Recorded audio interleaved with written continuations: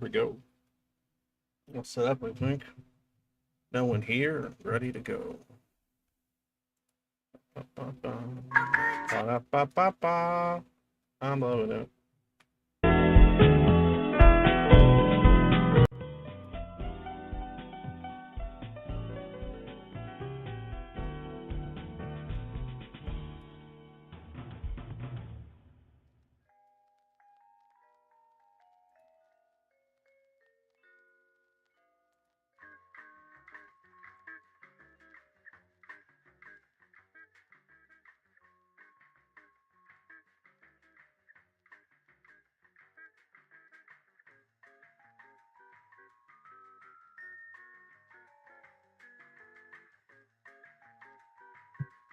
Oh wow, there's a few of you here already. God damn, that was fast. Hi then. Hi there, Don.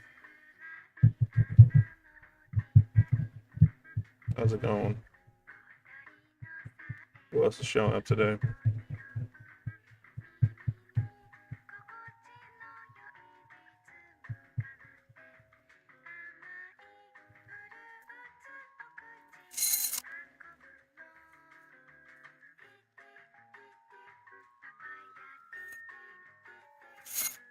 Alright. You're here already. Welcome. Welcome, welcome, welcome, welcome, welcome. Welcome, welcome, welcome. To whatever the fuck this is. You said the word.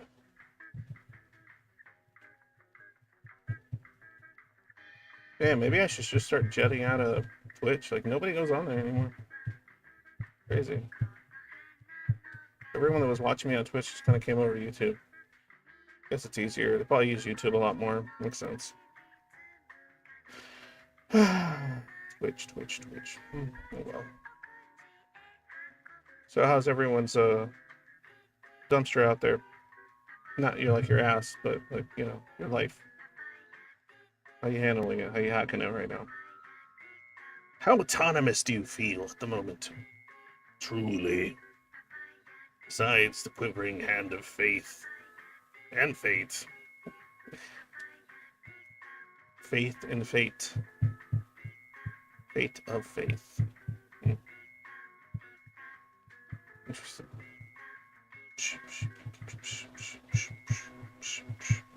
All right. Just waiting for a second or two here. Got stuff to talk about. Just a little tune in the background. They're quiet though. All right, so update on myself really quick, short. I just do it at the beginning, or maybe other people roll in. Let's see here. Got moved to another position in the same company. It's going all right. We'll see. Technical stuff that got weird, but not too bad. What else? Medication, I think, might be.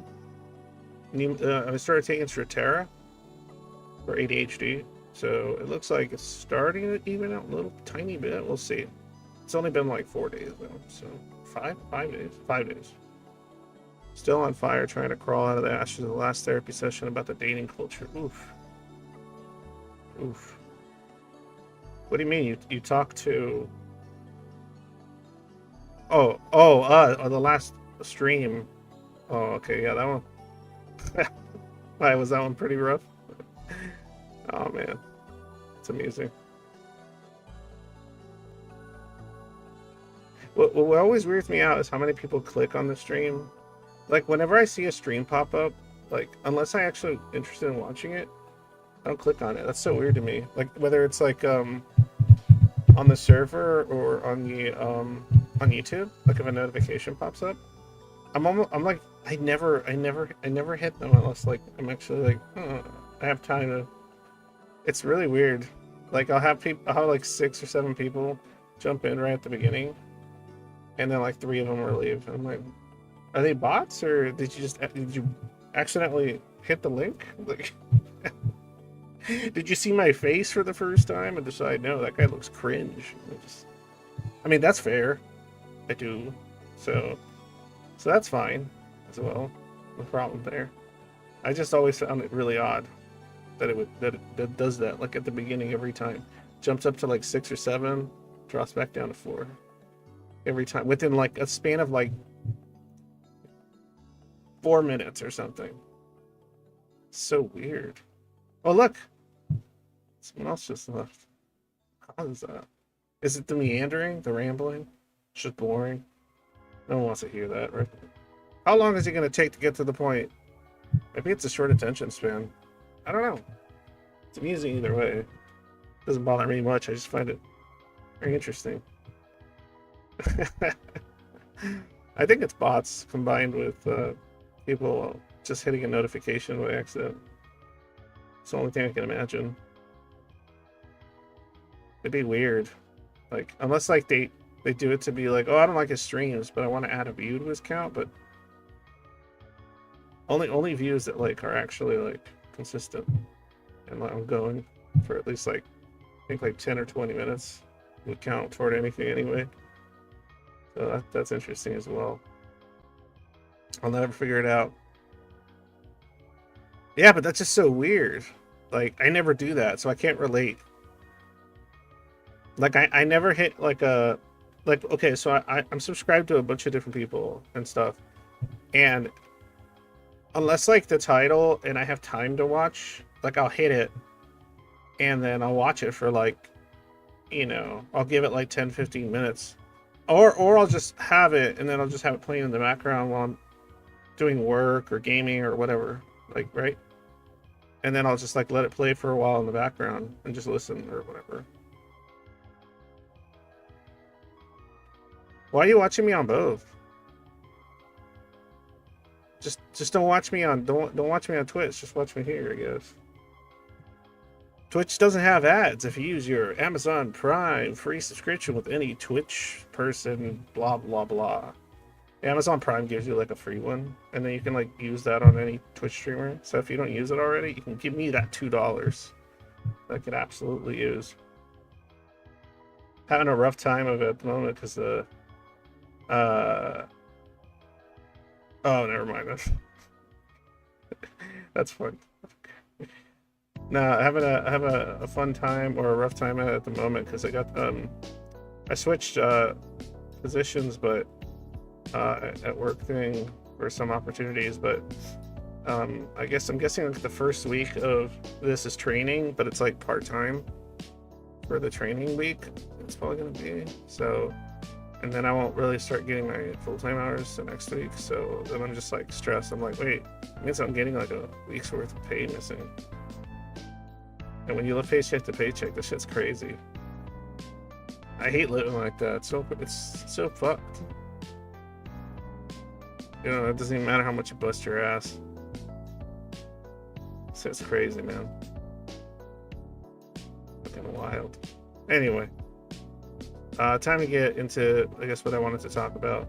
So, the topic today for topical tragedy? Yeah, Tropical Tragedy Tuesdays Tuesday is something that's been, usually on Tuesdays what I do is I'll just like ramble for a bit about some idea or thing that's been kind of in my craw, just bugging me, or I've been thinking about the world at large and everything else and all sorts of wonderful things, and then I talk about it. And then if somebody else wants to talk to me about it, they can. Or if they want to talk about something else, they can do that too. But really, the only difference between Tuesday and Thursday is Tuesday, I come with a topic in mind that would be interesting to talk about. But if no one does, we can talk about something else. Thursdays is when I just sit here and tell people to bring me things to talk about or ramble about because I'm too tired by then to come up with anything. And then Saturdays is everyone's favorite, that all 5 people that watch it consistently is Schizoid Saturdays, and that's where people submit answers to a fun little question that I provide in the server that's relevant in some way or another to things that I think about regarding schizoid personality disorder and neurodivergency as a whole. So there's that. But today I want to talk about one thing, and that is, what did I call it? How did I refer to it as? Oh yeah, unsustainable independence. What's that, Angst? What's unsustainable independence? I don't know. I made it up, but it sounded right for what it is I want to talk about. I don't know if like that's what it's called. But I think it sounds cool, right? Maybe I was thinking of like unsustainable autonomy, but I don't know. I don't know. I don't know if that's a little weird. I've been reconceptualizing certain aspects of autonomy.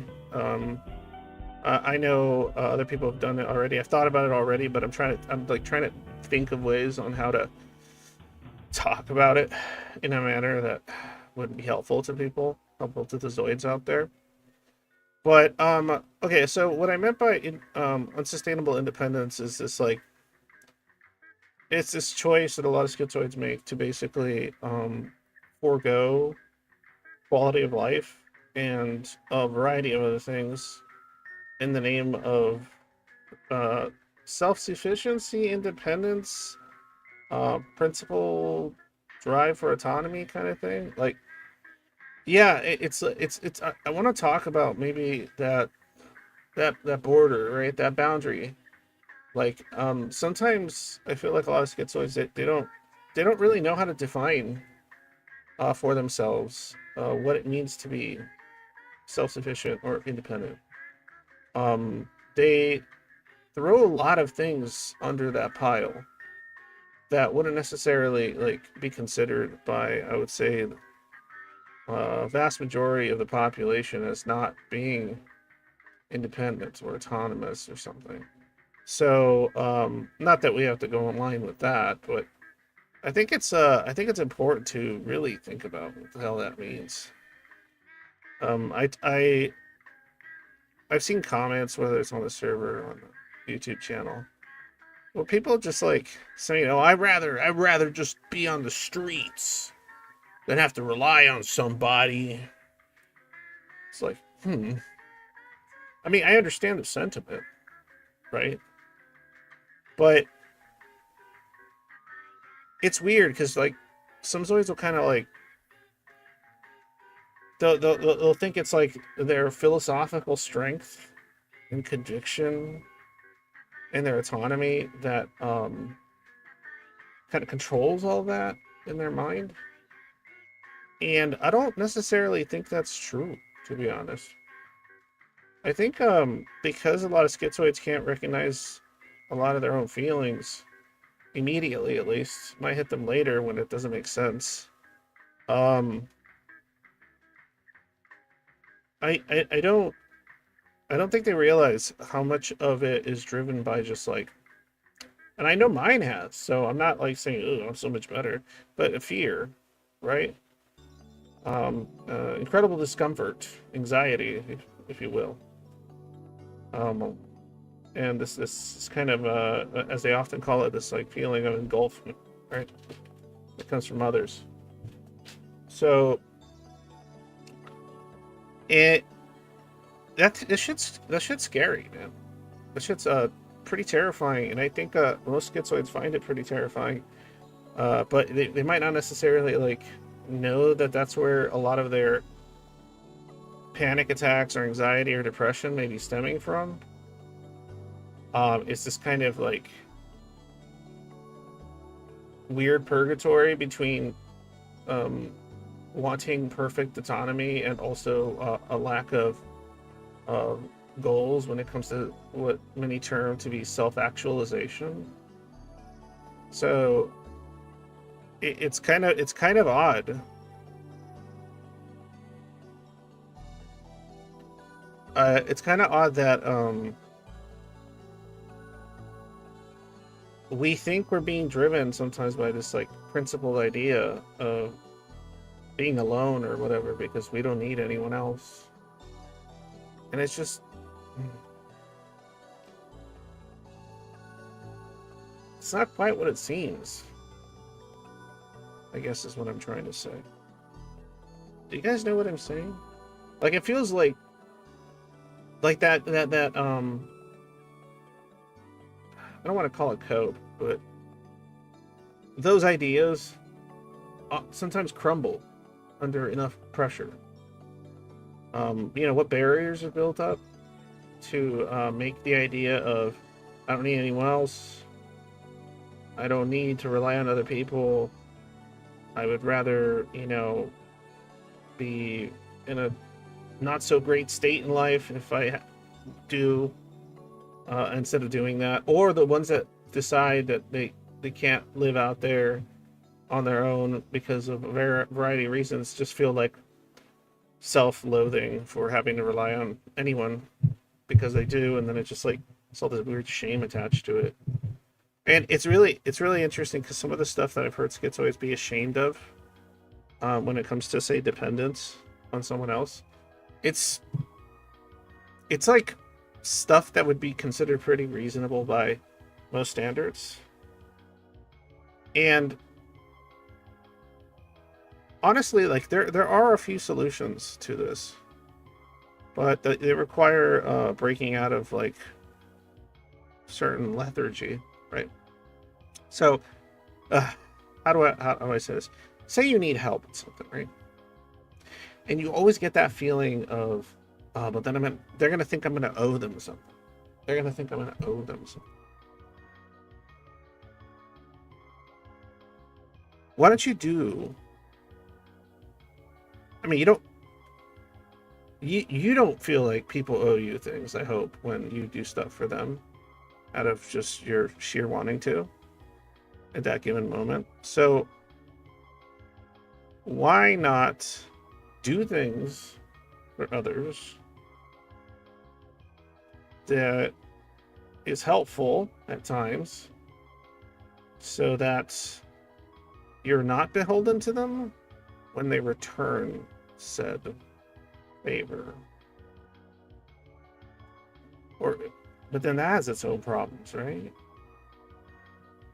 It often feels like a no-win with a lot of this stuff. But a choice has to be made. It just has to be. You're either going to do stuff and then be just accepting of other people returning the favor, or you're just going to ask for some fucking help and then have to deal with the discomfort of having to produce. Yeah, not that it's appealing or comfortable notion. Yeah, but logically it's undeniable and seemingly impossible. It's just human beings didn't get to, even if you discount all the horrific shit, they didn't get to any of the good shit working by themselves. But I get it. It's a bit different when you're talking about a schizoid, right? There's a lot more pressure. There's a lot more pain that comes with like seemingly intuitive and simple things that other people do socially. Okay, that's fine. I get that. I get it. Trust me, I understand. But I feel like if you find something that is worth, that isn't other people necessarily, maybe it's a person, maybe, because it's not impossible for someone that's schizoid to have like one close friend or one family member, right, that they can confide in and have, be generally aversive to everyone else that they encounter. But if you can find something that's not necessarily other people to motivate you to deal with that problem, that sacrifice of needing a constant stream of independent thought and action,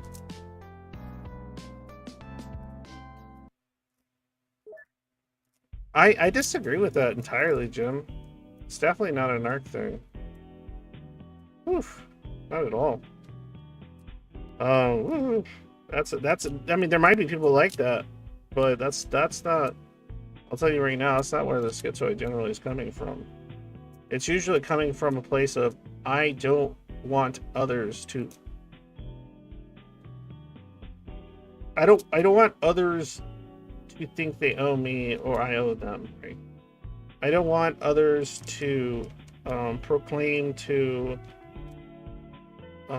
now have something over me. As far as it's closer to like a, I mean, if you want to argue, it's closer to a paranoia than a narcissism. Because that's not why I, a lot of schizoids I talk to, stay away from, you know, helping others, or oftentimes they will, but they just don't want the acknowledgement, because the acknowledgement then comes with the social implications. It's the social implications that they don't want to deal with.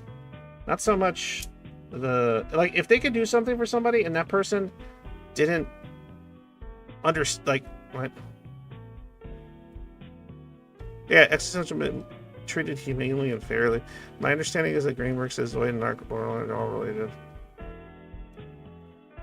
Yeah, but even I disagree with Greenberg. I've talked to her like in person a few times, and even I disagree with a couple of things, her positions. It was when regarding this in particular.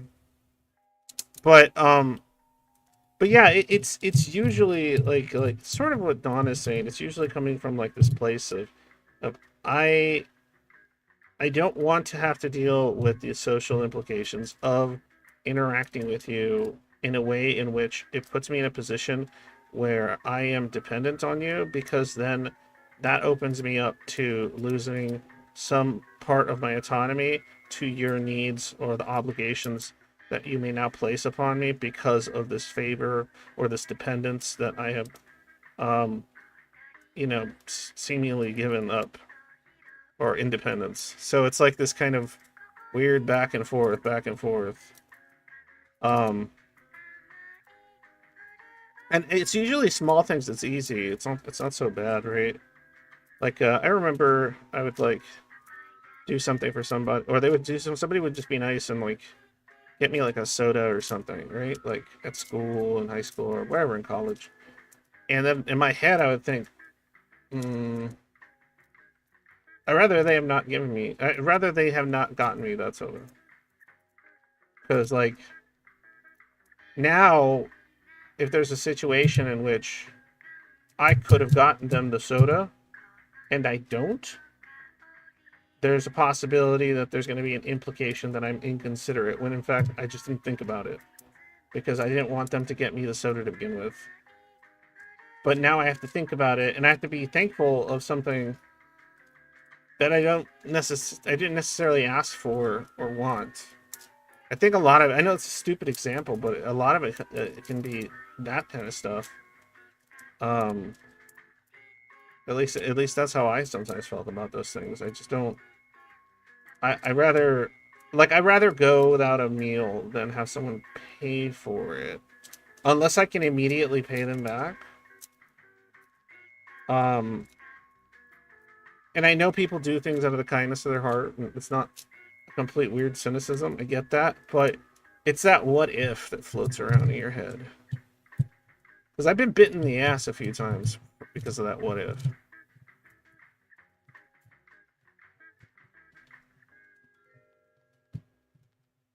So yeah, they are related due to the empty core phenomenon of borderline narcissists are attempts to escape life and avoid and remain social.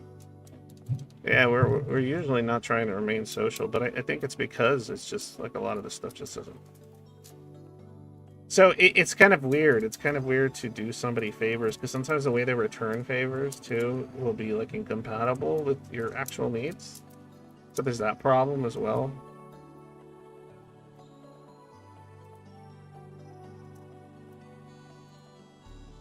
I don't know. I don't know. Anyway, I went completely off the rails there.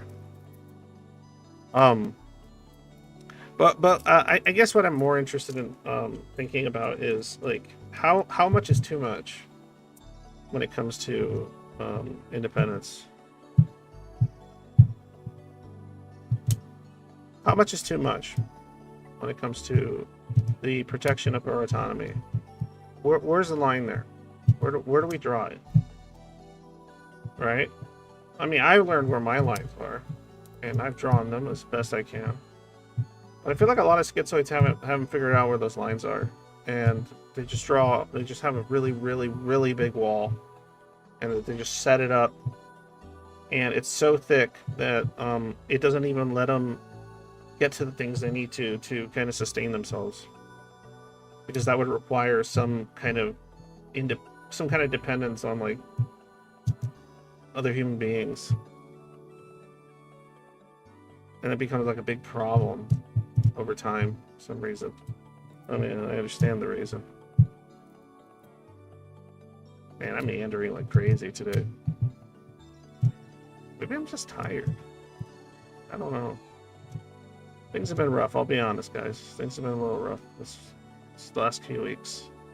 So if I'm a little slow today, please forgive me. Maybe it's the meds. They're dumbing me down. Shit. Not that, right? Hey, Saintist. See, you're here. What are you doing here, guy? Oh, you're all the way down because of that. All right. Yeah, you're good. I had to turn you... There was this other day I had to turn you all the way down because you fell asleep during like a movie or something on the server, and I had to like mute you. And I was like, how come I can't hear him? But anyway, I can't say anything. I fucking fallen asleep plenty of times on VC. Shit, my loud ass snoring. But but I don't know. Like, I mean, where do you draw the line, Saint? Like, as far as like say you got to move the couch, right? Or it's a 2-man job, right? There's people you can call.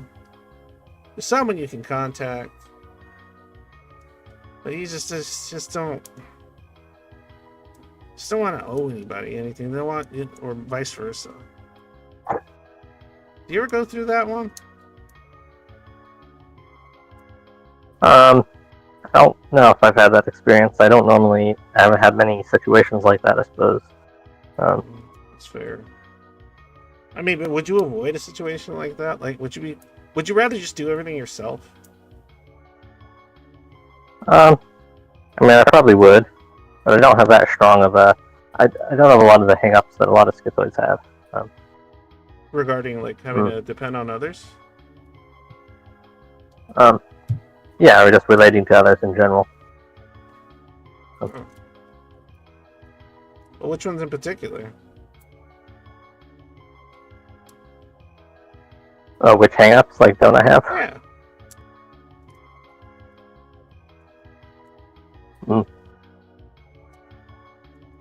Yeah, I mean, like that, like, I suppose I don't have that same fear of engulfment as much as other schizoids, I don't think.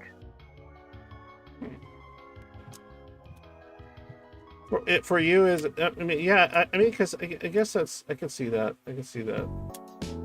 I feel like I used to have a lot more of that when I was young. I don't have much of that anymore at all over the years. But I still hear it constantly described. It's this kind of like this just constant need to not just isolate, but not actively need other people in any major capacity. You don't mind needing other people to go about your day? Like, you don't mind asking for favors and such? Yeah. Well, I suppose I prefer not to. Why do you prefer not to?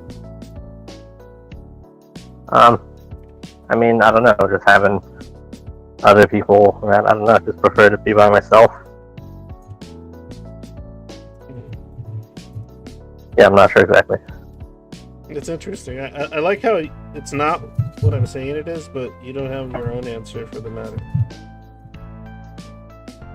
And I'd be curious as to maybe thinking about that a little bit.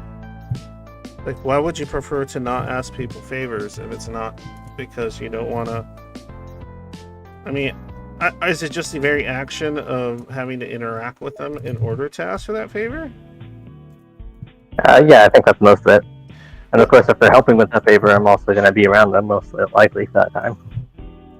Yeah, but see, that's kind of what I mean, it still kind of connects in my mind, because it's still this kind of aversion toward social niceties and normal conventional motivation, social motivation behavior. Like, it feels like it's the same thing, because, like, okay, the reason I used to feel more comfortable asking for a favor is because then I felt like I owed somebody.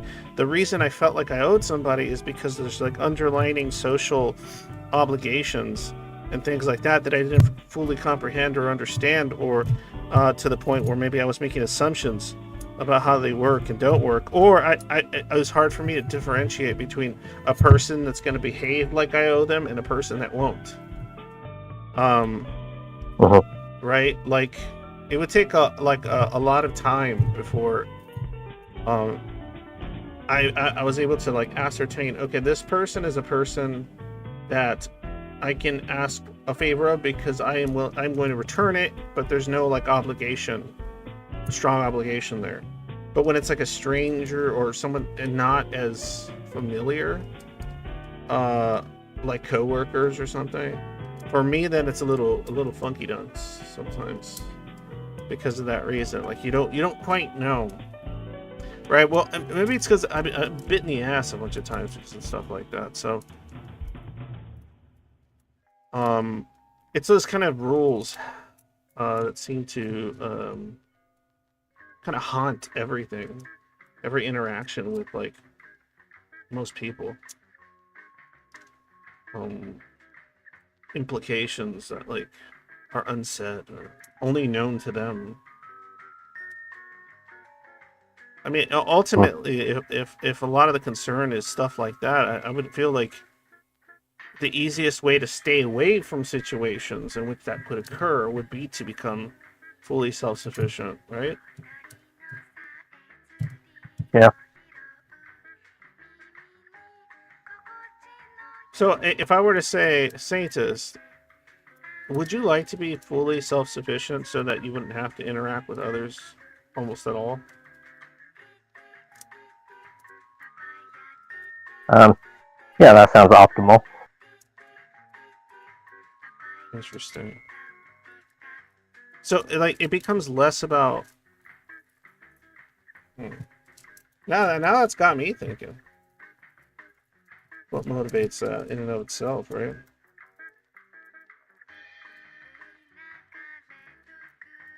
These people are just confusing. Yeah. As far as there's always kind of like weird gay ops happening in the background that you don't know about, especially when you include like a group setting. And there's all these conversations happening. Meanwhile, like since you're by yourself, right? Like this is one thing I've come across. I don't know if you have, like situations in which when I'm not in a certain group of people because of an interest of some kind or whatever, I'm by myself, right?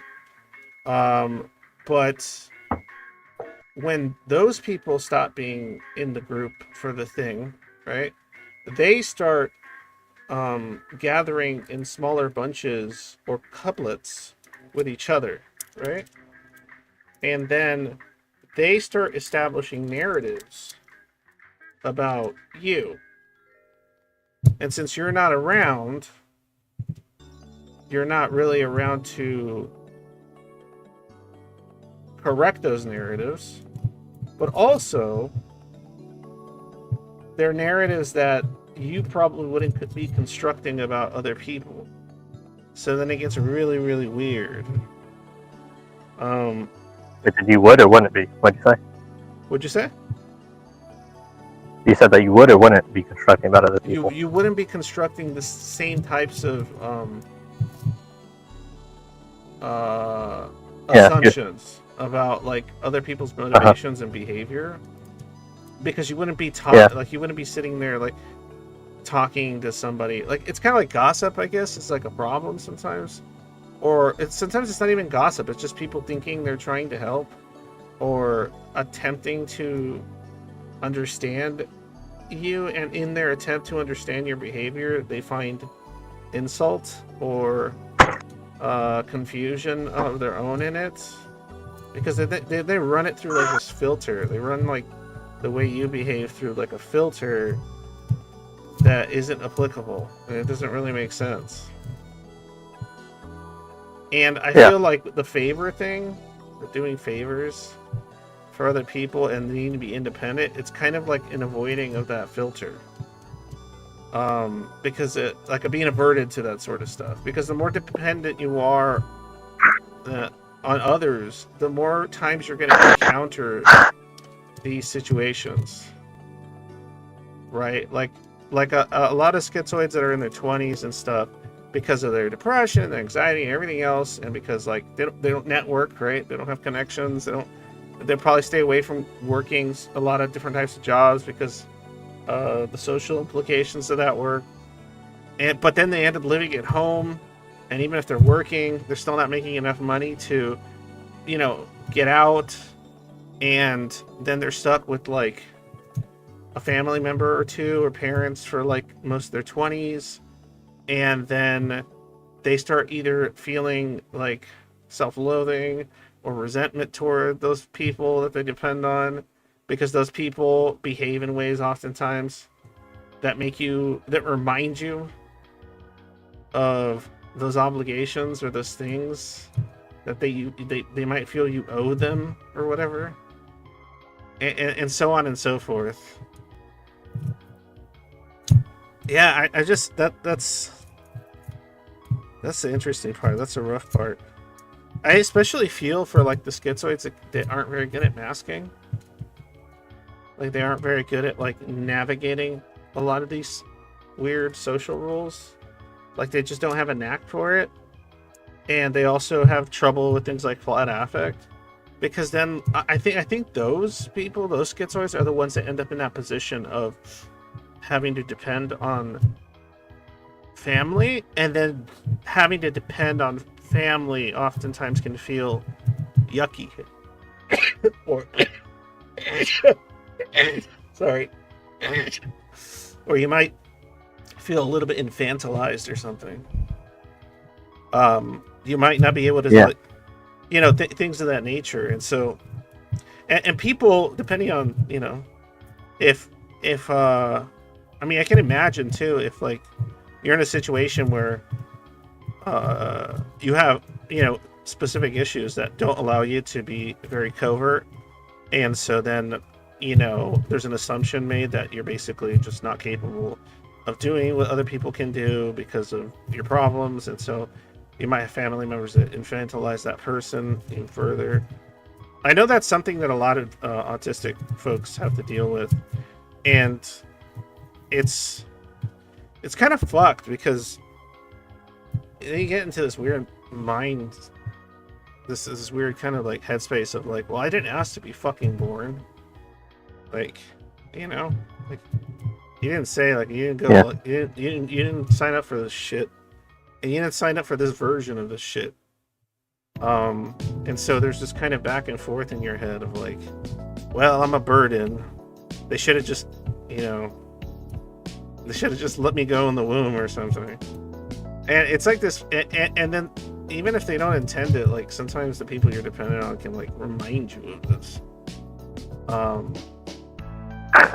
And then I think those reminders can make a lot of schizoids sort of fucking bolt toward as much independence or self-sufficiency as they can make possible. But then that comes with its own problems, right? Like for me, for example, I can mask very well. I know my social cues, my social shit. It's probably degrading now that I've been hanging out with too many neurodivergent folks and zoids, as far as like, and doing a lot of remote work. But no, I still got it. But the point is that comes with its own set of problems, right? Because of the exhaustion of masking, the mixed your fragile sense of self being like mixed with these masks that you create. It comes with its own like shitstorm.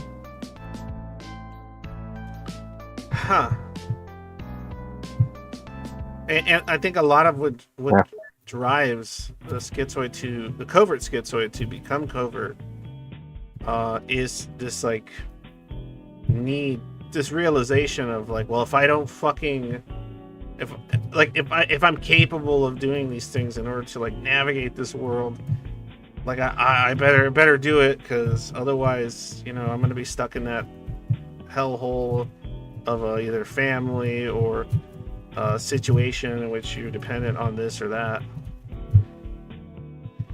But yeah, but oftentimes it doesn't feel like you win anything, even if you achieve it. Like I've been pretty self-sufficient for like years now. All right. It's not great though. Sometimes we do the bare minimum too. A lot of covert zoids, they'll just do the bare minimum. Like if they're living by themselves, especially like before I started really like making a family with my wife, I was just constantly aiming for the bare minimum. Like it was just like, okay, how much money do I need so that I can be left alone, or I could just sustain myself just enough so I don't have to depend on someone. And then you'll find like a job that you're kind of comfortable enough, and then you'll just stay there forever. Yeah, I can see that. Yeah, it's kind of shit. It's kind of shit. That's why I was stuck in like doing retail work for like years. Because I was just thinking like, oh man, I know this environment. I know how to do sales. I know how to talk to people in these environments.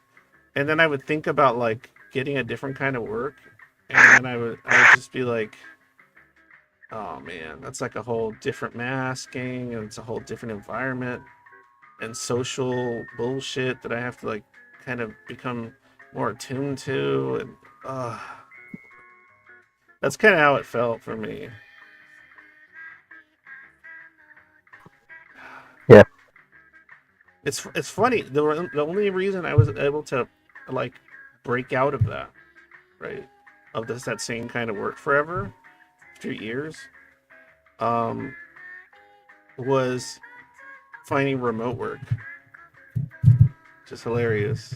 I don't think I could do the job that I do now if it required me to go into like an office and interact with office mates all day, and a boss that comes to my desk and talks to me. Like I mean I would be able to manage because I would have to, right? Because like I mean my kids, basically I'll sacrifice fucking anything for my children, but and wifey. But as far as like, would it be sustainable? No, I think I'd lose my mind after a while. Or just become despondent or something. I have no idea.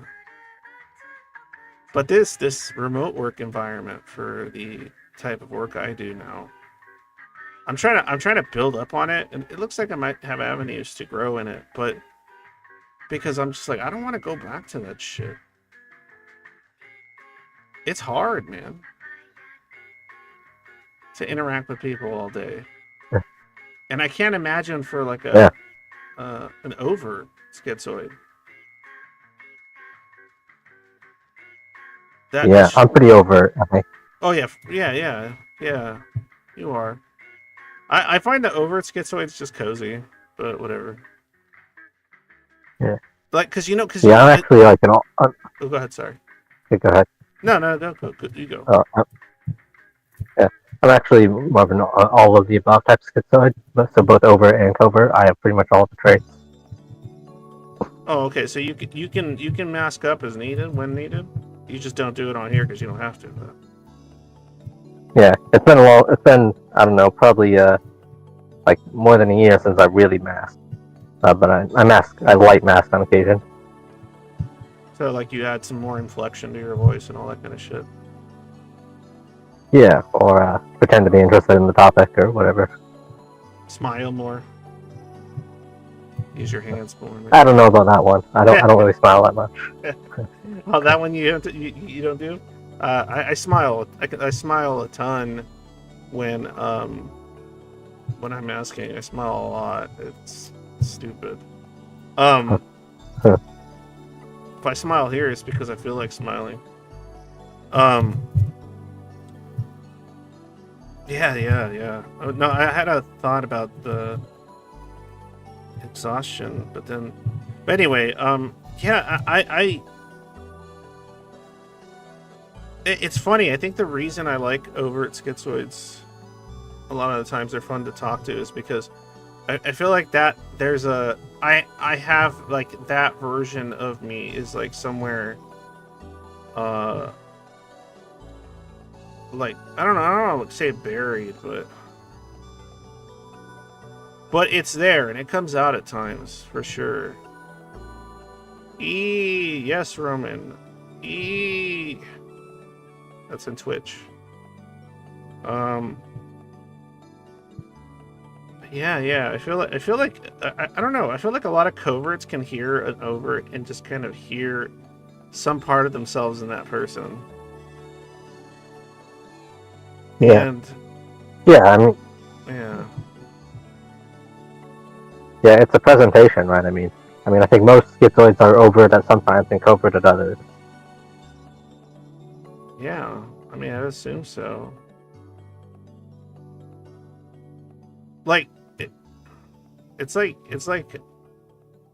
I don't know, man. It's weird. I'm like spaced out, guys. I'm on new medication. Sorry. I'm like zoning out. It's gonna take me a little bit to adjust to this shit.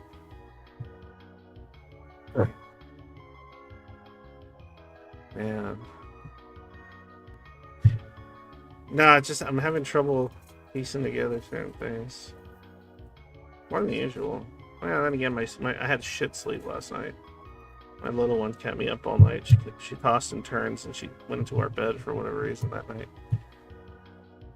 I didn't sign up for this shit since age 5, so yeah, don't expect too much gratitude for having been born in this rock. Yeah. Yeah, that one's weird, right? Like, if one of my kids told me, like, I don't owe you anything, Dad, because I never asked to be born, like, oh, obviously that's just terrible, because that means their life is just fucking shit. But I don't think I'll ever hear that from them. But I just can't imagine thinking like anything like how ungrateful of them. I would just feel like I'm sorry. Like that's only. I would just feel like a lot of self-loathing. I think, and just be like, I'm sorry. Sorry I did this to you. Sorry I brought you into this world. Like I would feel like that. I guess the goal, I think, for me as a parent is to make the enjoyment and the beauty that life can sometimes provide be enough for them to not feel that way. So more the good outweighs the bad of it all. Yeah. One of the things I was talking about with my therapist is like not saying thank you, like thank you as usually masking for me, because I'm not usually that thankful. It's weird when you have to be so thankful for something somebody does for you that you didn't ask for, even care about. Yeah. Yeah, with yeah, and I don't really ask for anything, so pretty much anything someone gives me is not asked for. And then, but you don't like it when they do stuff when you didn't ask for it, or are you just indifferent? Well, like I don't like having to be thankful, or I'm usually indifferent to the thing itself, but the situation is suboptimal. Yeah, I'm trying to think of like, oh man, there's just been so many times where like, like okay, like like when I would go to somebody's house or something, and then they would serve me a plate of food, and it's like something I wouldn't normally eat or like. They're like, oh here, I'll serve you up a plate, and then I'm in this weird conundrum, right? Of like, okay, so what I'm supposed to say, oh thank you, and then I'm supposed to eat some, and if I don't like it, I'm supposed to lie and say, oh, you know what, I've been feeling kind of gross today, or whatever. Like I have to do all this stupid shit, right? And what I should be able to do in my mind is Oh, I don't want that. Why'd you serve me a plate? I didn't even say I was hungry. But you can put it back. Don't waste food. That's what I want to say. I'm not mad at them. I'm just like, that doesn't make any sense. Why'd you do that? Why'd you just give it to me? Yeah. Or like when they hand me a soda. Yeah. But I didn't even say what kind I like. And I'm like, I don't even like this Yeah. kind of soda. So I'll usually like just handle it by saying, "Oh no, thank you," because like that's the only thing I can like think of that's kind of. And then sometimes there's just like an awkwardness in the air because of it. You know, it's like not awkward for me, awkward for them. I'm guessing. I'm fine, but. Or it's Yeah. strange. Yeah, sorry. Yeah, there was my therapist gave me this this list of values. Like honesty is one I put near the top. It was one of the highest ones. It's a good one. Yeah, so that's one of the things we've been working on is how to be honest.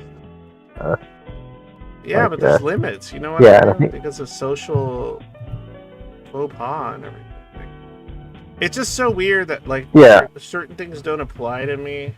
So it's hard for me to like it's hard to care about how applicable it is to everybody you encounter since you're in the minority. Like there was a okay, so here's an example. Like my wife was telling me that she went to this new like place. It was like a new bagel joint. And she likes bagels, so she went to go have it. And she's never been there. She walks in,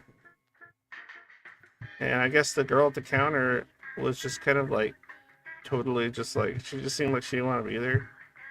And the girl was just like, my wife, you know, she's friendly, so she went up. She's like, oh, it's like a lot of this looks good. She's like, I've never been here before. But she said, what did she ask her? She said, I've never been here before. Like she said, I've never been here before. I'm not sure where to start. And then the girl was just like, well, we got this and we got that, and there's that. Like she just said it like all kind of like she didn't want to be there. And I'm like, she's like, she didn't get really mad about it. She's just like, oh, it's just so weird. Like, isn't that like, she's like, that's kind of a bad idea, right? Like, don't you want your clientele to like, especially if it's a person that's never walked into your business, to feel like, oh look, yes, of course, you're new here. Let me tell you a little bit about what we have, or some shit. And I see how that makes sense. I think that's pretty normal by like a customer service standpoint, pretty conventional. And I think, and then she's like, I normally wouldn't care, but that's my first time there, so I'd assume we want to leave a good impression. And in my mind, that would leave a good impression for me. Like, I would be more comfortable when the person's like ambivalent toward me. So if I walk in, I say, "Hey, Yeah. how's it going?" And they just don't say anything, and then I'm like, what Yeah. kind of stuff do you have? And they're like, well, we got these bagels and those bagels. And they just stand there. And I'd be like, that's when I would get comfortable, and I'd be like, I would laugh. First I would laugh, because like I always laugh at shit like that. Like, it's so funny. I would laugh and I'd go like relatable, like in my head, you know? Like true and real. And then I would just be like, cool. Let me have the jalapeno bagel cheese. Or I would say, is that one any good? And if the person's like, I don't know, never tried it. Or if they say, nah, it's kind of shit. I'd be like, cool, alright. Let me try this one then. Like, like, why can't it just be like that? Right? But, Yeah. I mean, would you like that better? Yeah, just kind of an indifferent server. Yeah, just indifferent. Well, even if they're miserable, as long as they're not like being like directly a problem to you, it's like Okay. Because then you can be miserable if you feel miserable that day. And it's like, it's fine. And if you don't feel miserable, then just keep being as lively as you want to. You don't have to adjust for them either. Just do your fucking job. But it's so weird that doing your job is all this fucking weird little games and shit. And those games don't. Yeah, they don't make sense to me. I totally went off on a tangent, but they just don't. Impersonal person is perfectly preferable. Yeah, wait, I got a bunch of shit here. You're right about that. Yeah, there's a song I shared in the Schizoid Facebook group about toxic positivity. You know, like, yeah, I mean, positivity in general can be pretty irritating. I mean, if it's insincere. If it's sincere, then I'm all for it. I don't care. Like there was like, okay, here's like an example. Like there used to be this guy. He actually would make me smile. There used to be this guy where in the area where I live, in the city, that was, I think he was just like, he must have been like schizotypal or something, and very much like spiritual and a Christian or whatever. Because he would like, anytime I would encounter him, you would know he's there. Because anytime I'd encounter him in the like, you know, whether I'm in the car with my wife, or you know, back with my girlfriend, or I'm walking down the street, this is what you would hear. You would hear, "Hallelujah." You hear, "Hallelujah." And it was just this guy that would just be walking down the fucking street, like saying that shit. He's like, and he would walk. When he walked past you, he'd be like smiling at you in like almost a kind of a crazy way, and then and he said, "Isn't it good to be alive?" I'm like, I mean, I would just like, I would look at him like, I don't know, dude, and then he would just be like, "Hallelujah," and like he would just like walk away, or he would be in his car driving, yelling that shit out the window. He's just driving one arm, and then he'd roll down the window, and he'd be like, "Hallelujah," and then he'd like fucking roll the window back up, or just go down the street fucking yelling that shit. Like I was like that guy. Yeah, that guy was awesome. Yeah, like, he was just fucking. He sounds entertaining. Well, he was entertaining, but he was just like sincerely friendly. Like he would pull out chairs for people. He would just like I know he would like help out. Like I saw him like buying stuff for like a homeless dude, like when he got out of the store. No, he wasn't, because like he was like really nice, and he would like, he's like the type of dude that like I would sometimes like see him, Jesus. No, but he didn't look high. He looked like something, and he was really friendly, and he would like open doors for people. I saw him like helping like old ladies or groceries. I saw him like fucking like just random shit. He would just be doing like random, I don't know, Good Samaritan shit when I would like, but at the same time he'd still be all like fucking bananas. But then I'm like, man, I'd rather more people just be fucking bananas if they're gonna be like fucking kind to each other. Like, I'll take that shit. Oh, that's much better. So yeah, I never had a problem with that guy, and he was really positive. He was very happy. But he never like told me I had to be. Like I would just be like, oh, I guess all right, and he'd just laugh and he'd just like walk away. And I came across him a bunch of times because where I worked at one point, and he would be in that area a lot, and I would hear him sometimes outside of my job. Outside, I would just hear him, hallelujah. And I'm like, all right, man. There's the Hallelujah. Dude, he got a name in the city. Like the city, they call him the Hallelujah Man. Like straight up, it was Hallelujah Man. And like, if you asked anybody in that city, like, hey, you ever heard Hallelujah Man? They'd be like, oh yeah, that guy, fucking Hallelujah Man. There was like we had a lot of people that were kind of all over the place in the city I lived in. They would just kind of like just be doing their own thing.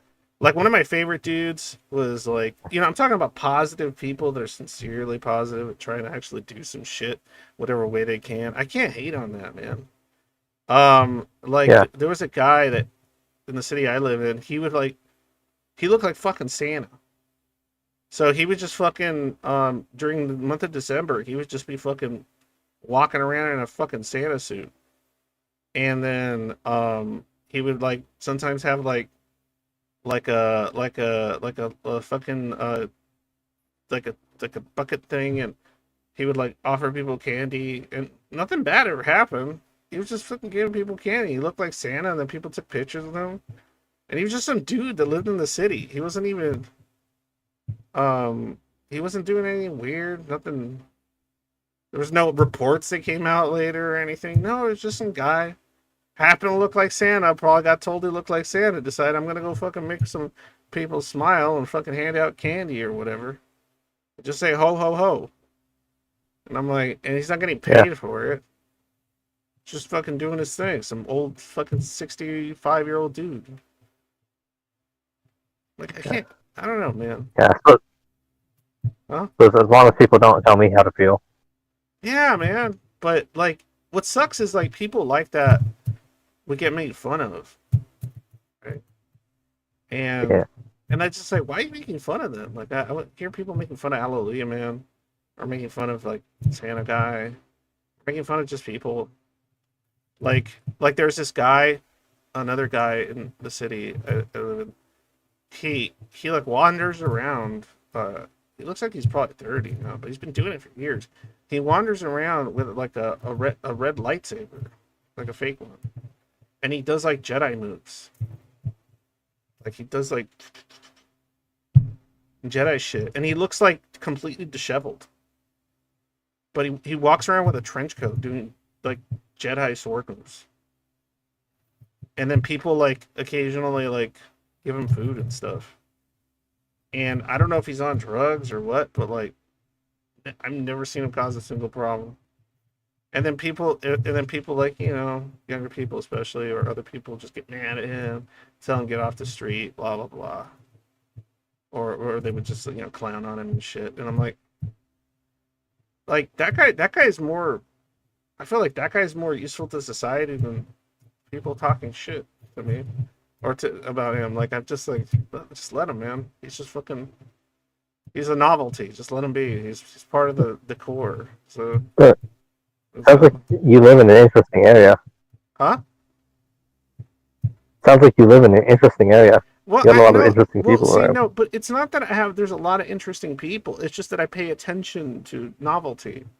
So like, I'll find a lot. Like I'll pay attention to shit that everyone finds just boring or innocuous in their mind, and I'll just like notice. I'm like, do you ever notice that like guy that does this, or like I'll be paying attention to some of the homeless people in the area that I live in, and they do some like interesting shit. They do like some really cool, and a lot of them are probably because it's a combination of mental illness and like uh neurodivergency that was basically just ignored and fucking all kinds of shit. You know how many?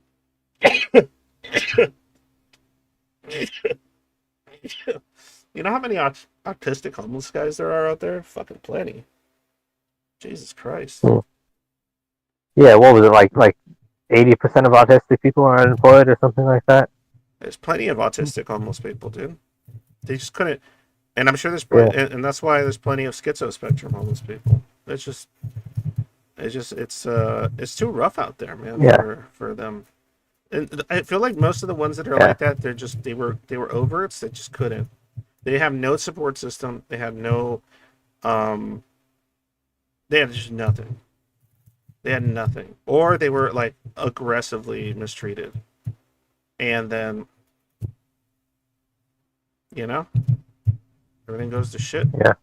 That's why I kind of like I said, I have this strong appreciation now for my mother, even though I don't have like an emotional connection with her as much as I guess most people would have. But I have like a respect for my mother because like I'm just like, oh yeah, if it wasn't for a few of the things she did, even though plenty of things went wrong, and it might and some of the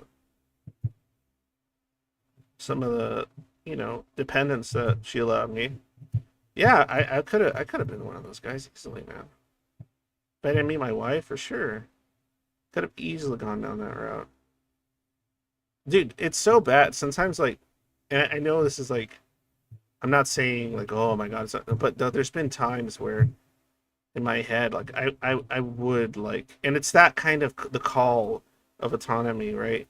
I would have fantasies about like being like Dionysus, like just oh man, wouldn't it be great if I could just be walking around and just rambling about bullshit, and then like um work some like shitty job, like work some shitty job that like a part-time job and just enough to make food, and then like build myself a little fucking some shed or some shit and have like a dog, and then just be all fucking unkempt and be free. Like it's just like I don't know. Yeah, I get it. It's not like that. It's not some fucking wonderful thing, but it's just these kind of fucked up fantasies of like, oh man, I'd rather be in the streets and part of the society that I can't fucking figure out or take part in any way that makes sense to me. I found ways now, thankfully. Hold on one second, guys.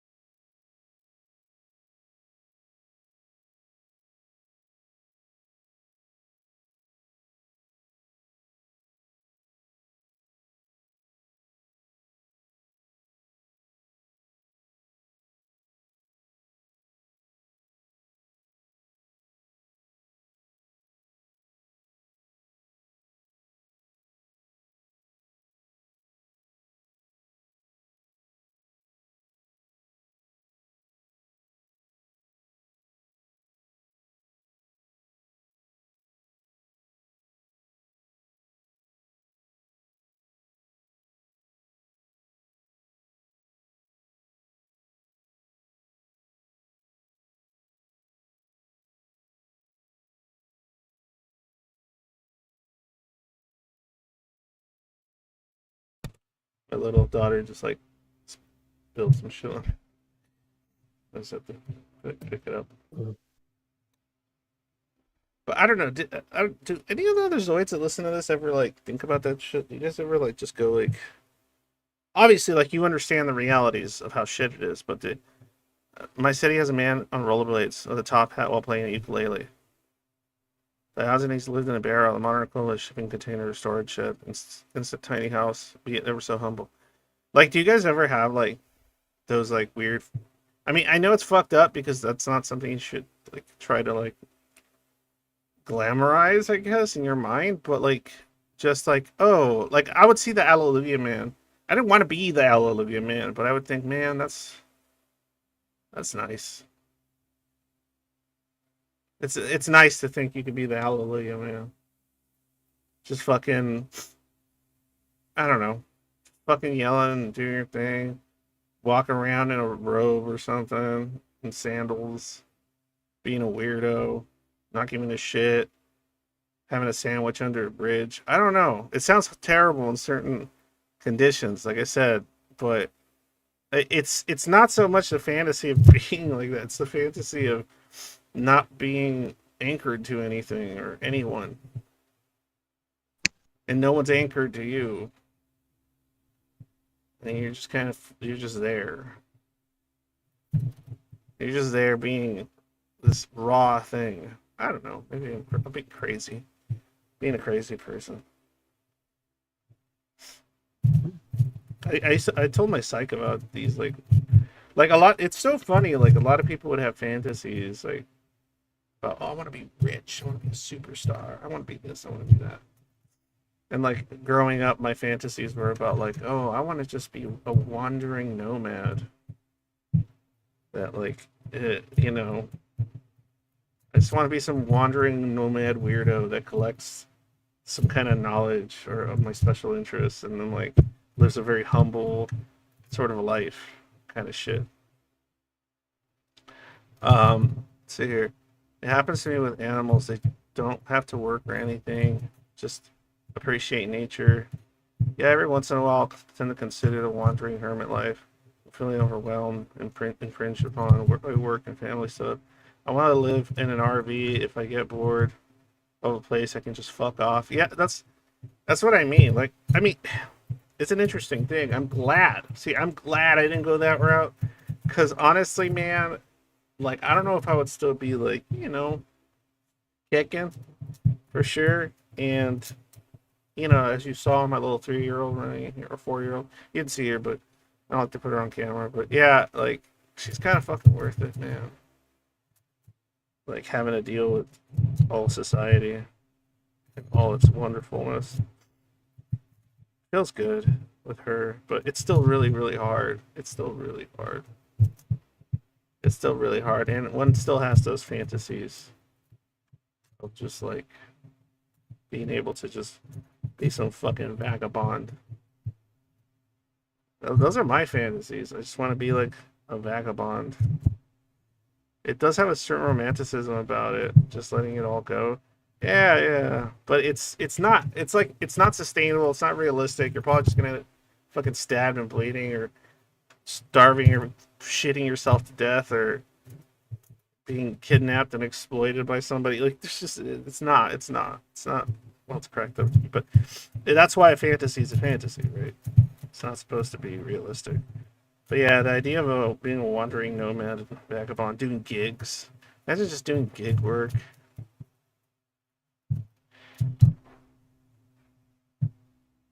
Like, I know there was like another, there was like another dude. He was like a cool art, like, oh yeah, yeah, yeah. There was another dude I knew. I don't know whatever happened to him. Hopefully he's all right. He played like the harp, right? He's really good at it, and he it was like he could have gone home, but he was like almost. I would say he's like closer to a runaway. I would say, but he could have gone home, but he chose being like essentially homeless over being in a home that was available, and because of just probably the conditions or the a bunch of various other stuff. And he played this harp, and he played it beautifully, and he would always play it in front of this is the funny thing about it. I used to work years and years ago. I used to work at a grocery store, right? I was like the quote unquote baker at a grocery store. I call it baker because all the shit was frozen anyway. But I would put it in the oven or whatever. And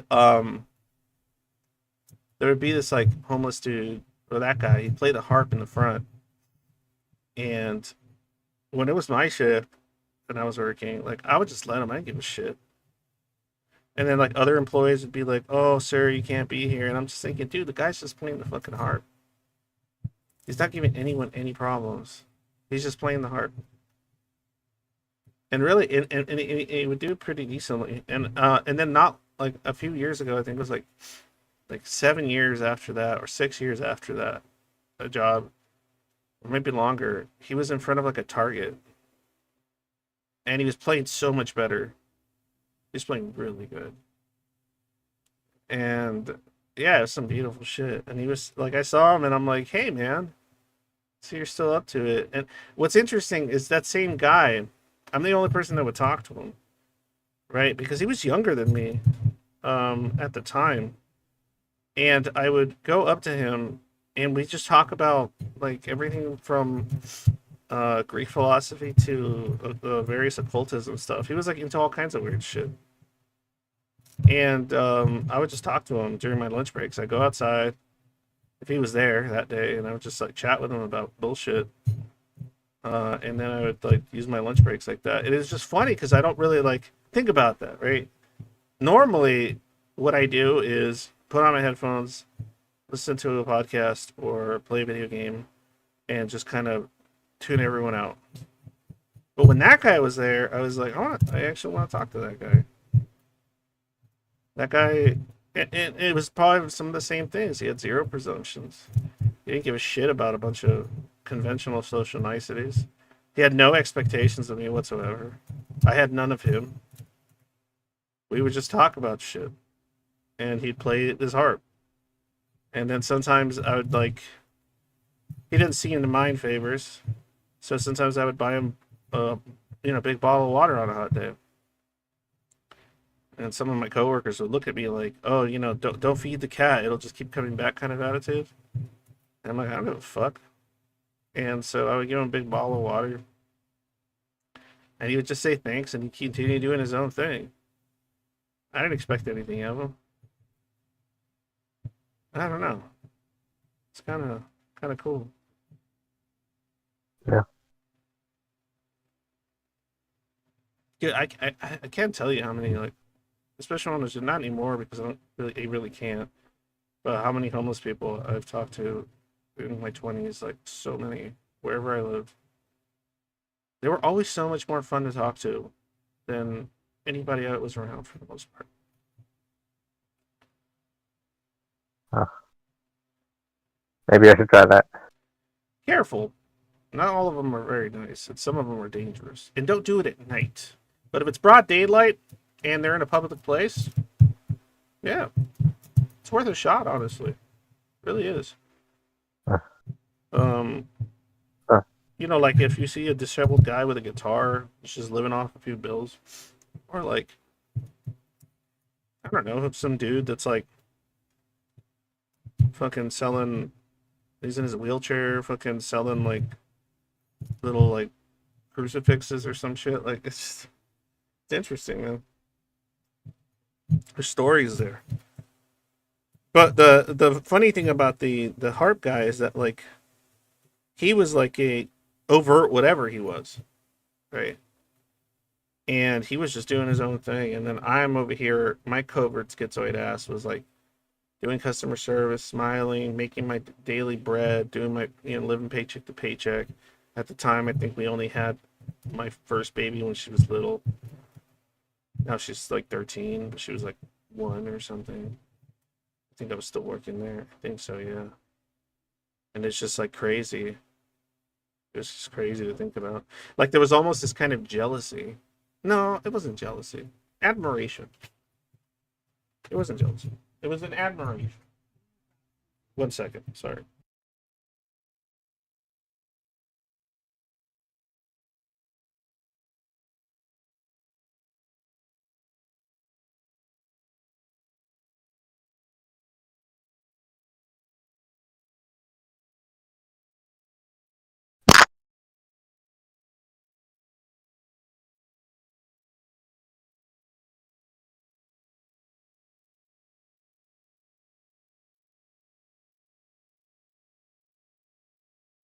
Uh, uh,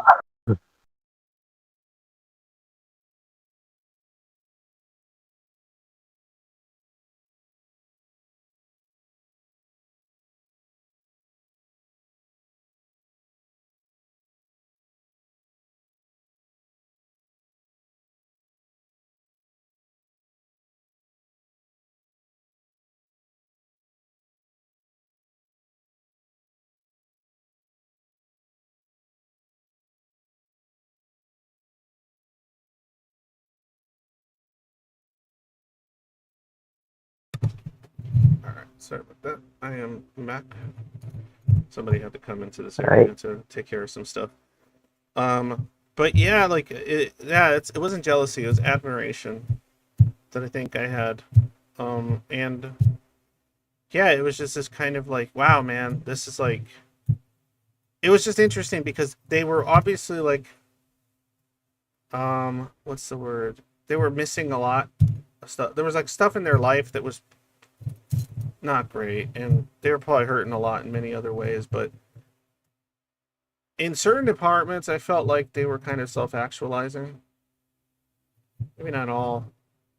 but in departments that I couldn't necessarily. The only time I've ever felt in my life that I was actually self-actualizing in any capacity, um, and this isn't to say that I wasn't happy about anything or didn't appreciate my wife and my kids' love and all that kind of shit. Like, that's not shit, but you know what I mean. Growing up in my own way, my own zoidy, fucking weird, avoidant attachment way, but that I've worked on significantly.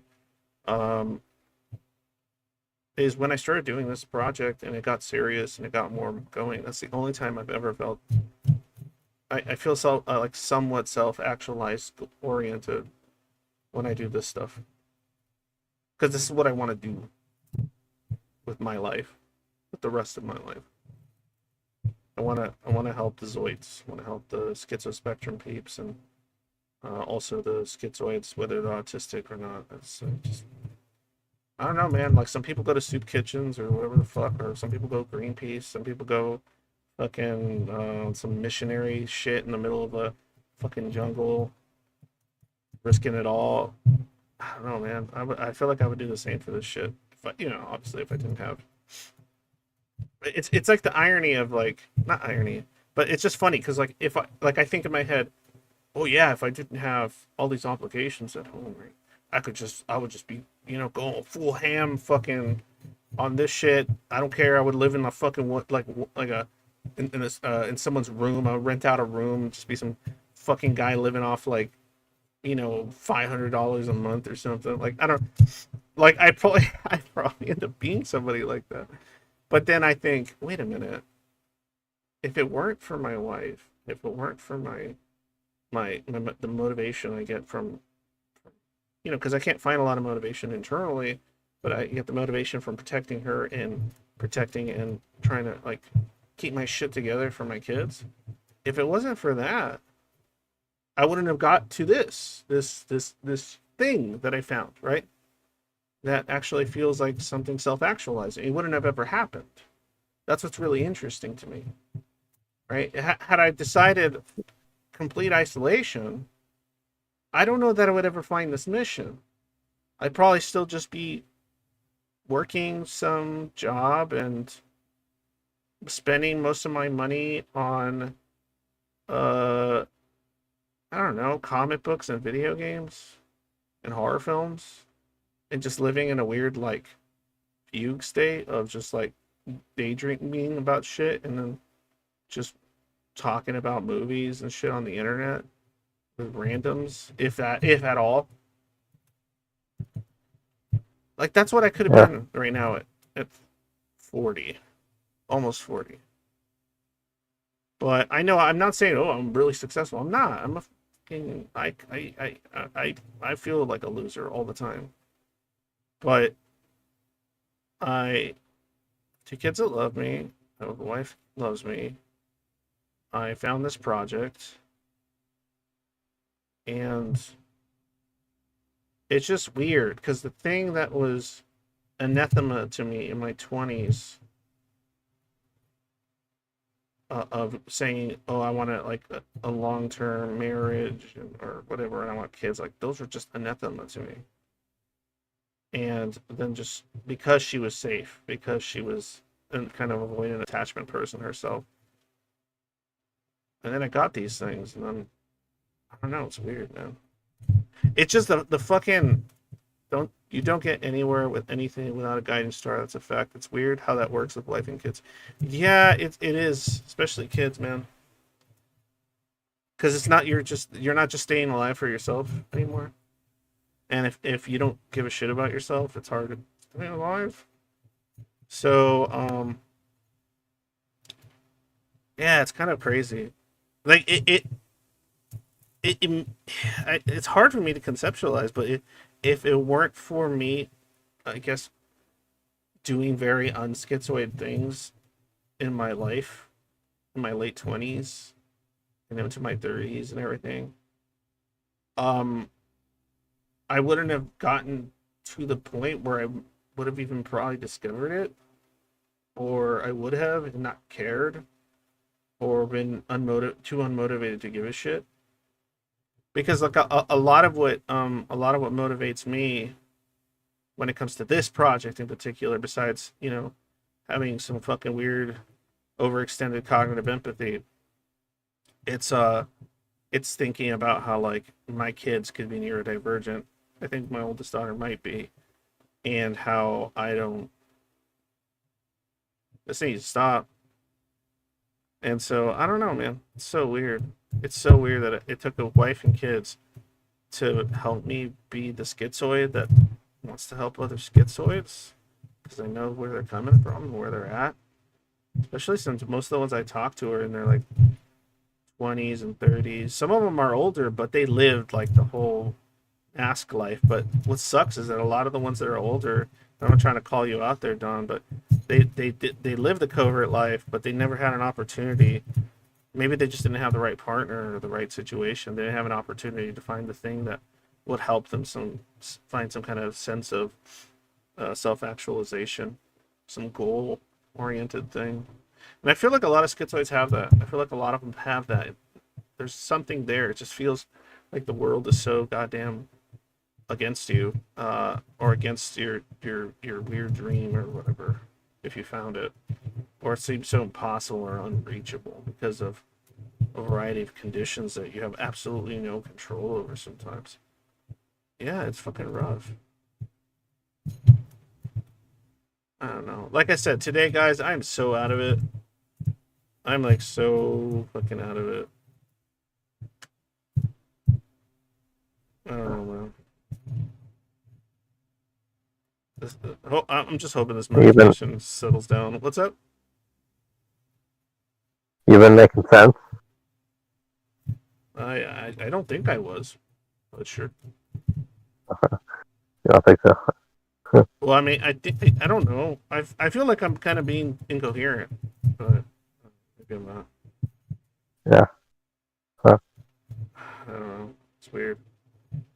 Oh, it's 8:30, so it's the usual time the stream ends. So, uh, to anybody out there that likes the stuff I talk about or what I do, yeah, think about supporting on Patreon or whatever. It's always really good. PayPal or what have you. I had somebody. I saw a comment. I of course shield because I have to survive. But no, I saw a comment and made me laugh. Somebody like, oh, thank you, Miyaku. Appreciate that. Really do. Um, yeah, that $2 or whatever just by using, because if you have Amazon Prime, it literally like you can just use the free Twitch sub and I get it, and then it's like $2 I get that month. But otherwise would go with it Jeff Bezos or something. But yeah, yeah, I don't know. I don't know what I'm saying anymore. Kind of sad, but it's weird. I don't know what I'm sad about right now. Huh. All right, guys. Well, thanks a lot, and please check out the Zoid Void if you're a schizoid and you want somewhere where there's a disgusting community of people that have autonomously collected. Then you're more than welcome to join the server and do whatever the fuck it is you want to do in there, and find whatever it is, hopefully, that you're looking for, or don't. And yeah, yeah. I think I'll be more coherent by Thursday. Hopefully, we'll see, guys. We'll see if I can get good enough sleep. This medication gets a little smoother. Yeah, it should be good. All right, man. Peace out, guys. And I'll be on the usual spot if anybody wants to hang out in the Angst, likes awful media. Maybe I'll watch a movie today. Maybe I'll just chill. I don't even know what I'm gonna do, to be honest. But I'll be there.